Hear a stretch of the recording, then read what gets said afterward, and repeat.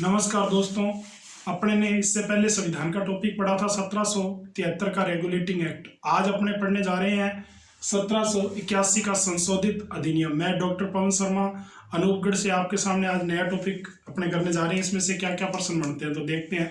सबसे पहले 1781 संशोधित अधिनियम का दूसरा नाम क्या है, इस पे प्रश्न पूछा जाता है। नाम का ही प्रश्न आता है इस पे ज्यादातर। तो क्या प्रश्न आता है, देखो कि इसको एक्ट ऑफ सेटलमेंट भी कहते हैं।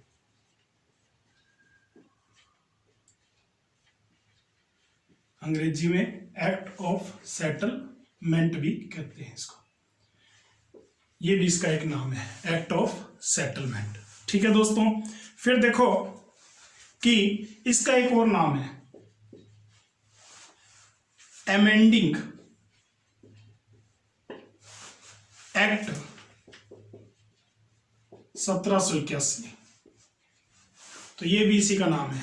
ठीक है दोस्तों, अमेंडिंग का मतलब ही एक्ट ऑफ सेटलमेंट हो जाता है, या हिंदी में अपने कह सकते हैं संशोधित अधिनियम। ठीक है दोस्तों, अब देखो पेपर के अंदर एक प्रश्न पूछा गया है कि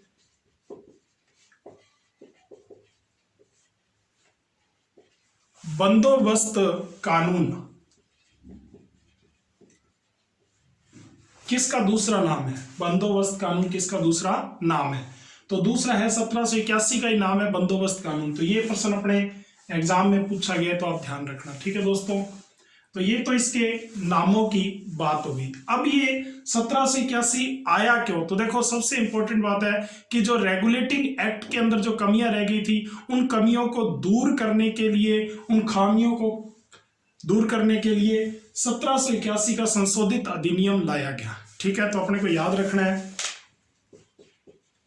ये प्रश्न कई बार पूछ लिया जाता है, रेगुलेटिंग एक्ट की कमियों को दूर करने के लिए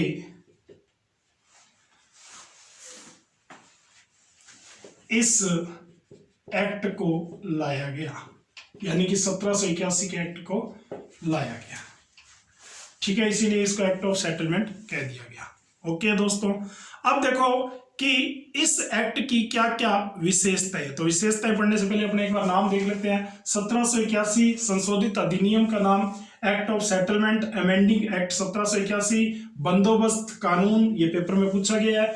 रेगुलेटिंग एक्ट की कमियों को दूर करने के लिए इस एक्ट को लाया गया, यानी कि 1781 के एक्ट को लाया गया। ठीक है दोस्तों, अब देखो कि इसकी विशेषताएं क्या है, इस एक्ट की क्या क्या विशेषताएं हैं। तो कई बार पूछ लेते हैं निम्न में से कौन सी विशेषता नहीं है एक्ट के अंदर, तो ऐसा प्रश्न भी अपने से पूछ लिया जाता है। ठीक है दोस्तों, तो देखो पहली जो विशेषता है वो क्या थी, इस एक्ट के अंतर्गत बंगाल, बिहार और उड़ीसा, ठीक है, बंगाल, बिहार और उड़ीसा के लिए कानून बनाने का अधिकार दिया गया। ठीक है, तो इस एक्ट के अंतर्गत, अधिनियम के अंतर्गत क्या किया गया कि कलकत्ता सरकार को, किसको?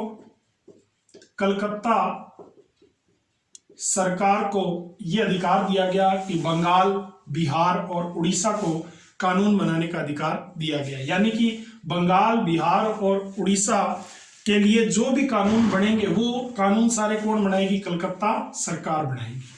ठीक है, ये अधिकार दिया गया। पहली विशेषता यही थी। फिर देखो दूसरी विशेषता क्या है इसके अंदर। दूसरी विशेषता यह थी कि इस अधिनियम के अंतर्गत जो सर्वोच्च न्यायालय था कलकत्ता के अंदर, उस पर यह रोक लगा दी गई थी कि वो कंपनी के कर्मचारियों के विरुद्ध कार्रवाई नहीं कर सकता। कंपनी के कर्मचारियों के विरुद्ध कार्रवाई नहीं कर सकता। ठीक है, ये सर्वोच्च न्यायालय पर क्या लगा दी गई? रोक लगा दी गई। लेकिन इसके अंदर एक शर्त थी कि उन्होंने एक सरकारी कर्मचारी के रूप में, वहां पे अधिकारी के रूप में जो कार्य किया है, उस पर कर्मचारियों के विरुद्ध कोई कार्रवाई नहीं हो सकती। ये उसके अंदर विशेष लिखा हुआ था। ठीक है दोस्तों, तो ये याद रखना कि ये उसके अंदर शर्त लागू थी। ठीक है, कि पद पर रहते हुए जो कार्य किया है उस पर कोई कार्रवाई नहीं हो सकती है। और तीसरी जो इसके अंदर बात है वो क्या है, तीसरी विशेषता, इसके अंदर कानून बनाते समय, जब कानून बनाते हैं और उसे लागू करते समय, यानी कि जब ये कानून बनाया जाएगा और कानून लागू किया जाएगा उस समय भारतीयों के सामाजिक तथा